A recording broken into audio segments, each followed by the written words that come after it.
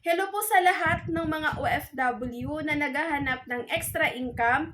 Pwede nyo po umpisahan ang opportunity na ino-offer namin gaya po ng isang OFW for 32 years na tulungan din po sa negosyong ito. Pakinggan nyo po si Ma'am Evelyn Dumaran.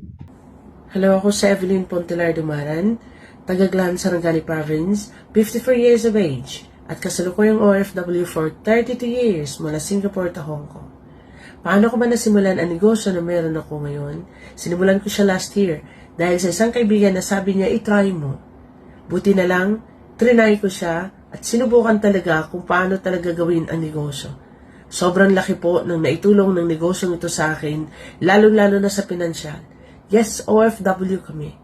Malaki ang kita, pero hindi pa rin sapat. Kaya naghahanap talaga ng ekstrang pagkakakitaan at lalong-lalo na ako dahil sa tagal ko na nagiging OFW, nag-iisip na talaga ng ekstrang pagkakakitaan.